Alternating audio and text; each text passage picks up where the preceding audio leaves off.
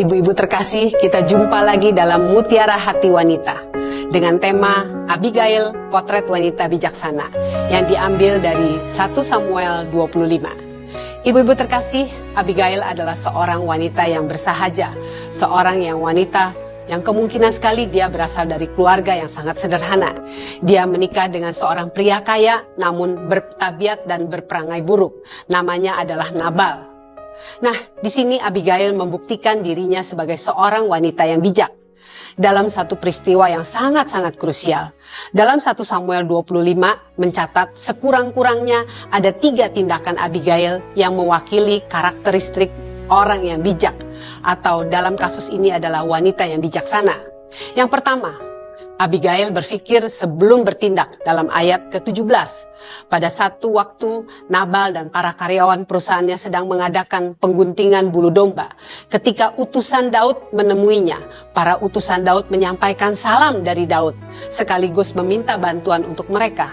Namun, Nabal menolak mereka, bahkan menyampaikan perkataan yang pedas tentang Daud. Ketika Abigail mendapat laporan bahwa Nabal menolak memberikan sesuatu kepada para utusan Daud yang datang menemui Nabal, Abigail kemudian berpikir sehingga ia melakukan tindakan. Ia datang menemui Daud dan membawa berbagai macam makanan untuk Daud.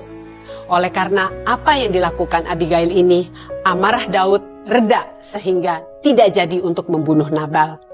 Para wanitanya Allah, betapa penting kita berpikir sebelum kita alami kesalahan, kerugian, dan penyesalan akibat tindakan kita yang terburu-buru dan tidak dipikir terlebih dahulu. Mari kita mau berpikir sebelum bertindak. Nah, yang kedua adalah dia adalah seorang yang objektif.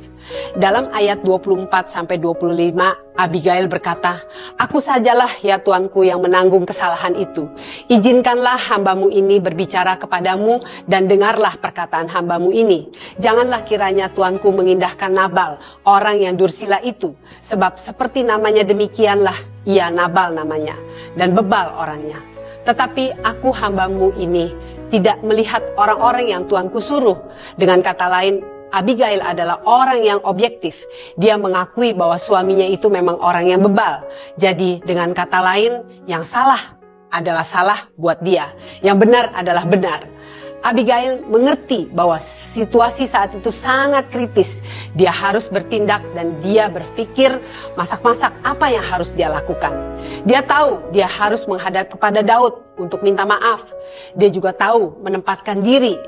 Dia harus jujur kepada suaminya. Maka waktu dia pulang keesokan harinya, dia memberitahu suaminya akan tindakannya itu. Inilah yang harus kita lakukan dan kita miliki sebagai seorang istri ataupun seorang suami, yaitu sifat yang objektif. Yang salah tetap salah, yang benar tetap benar. Jangan kita langsung berkata, ini suamiku, ini istriku. Salah benar pokoknya pasti benar. Saya akan bela. Tidak ya para kaum wanita, yang salah tetap salah, yang benar tetap benar. Kita harus berdiri di atas rel kebenaran Tuhan, bukan di atas rel dia adalah suamiku atau dia adalah istriku. Nah, yang ketiga adalah Abigail mengarahkan orang kepada Tuhan.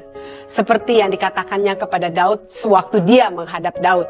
Abigail pernah berkata kepada Daud, "Oleh sebab itu Tuanku, demi Tuhan yang hidup dan demi hidupmu yang dicegah Tuhan daripada melakukan hutang darah dan daripada bertindak sendiri dalam mencari keadilan. Ampunilah kecerobohan hambamu ini, sebab pastilah Tuhan akan membangun bagi tuanku keturunan yang teguh, karena tuanku ini melakukan peran Tuhan, dan tidak ada yang jahat terdapat padamu selama hidupmu." Dari sini kita bisa melihat Abigail menggunakan kata Tuhan. Dengan kata lain, dia mencoba mengingatkan Daud untuk tidak berbuat dosa, untuk tidak berbuat jahat, untuk tidak mencari keadilan dengan caranya sendiri. Nah, para wanitanya Allah, kiranya ini adalah potret wanita bijaksana yang kita harus miliki sekarang. Istri yang membawa, mendorong anggota keluarganya serta suaminya untuk melihat kepada Tuhan. Sebagai istri yang hidup berdampingan dengan suami yang seiman ataupun tidak seiman, kita harus mengarahkan suami atau keluarganya kepada Tuhan. Seperti yang dinasihatkan dalam 1 Petrus 3 ayat yang pertama, perbuatan yang saleh, perbuatan yang sungguh mencerminkan kasih Kristus di dalam kehidupannya. Dengan cara ini si suami akan melihat bahwa istrinya berbeda dari wanita lain. Dan apa yang membuat istrinya berbeda? Karena dia adalah orang yang sudah ditebus oleh Tuhan Yesus dan hidupnya sesuai dengan perintah Tuhan. Amin. Tuhan Yesus memberkati.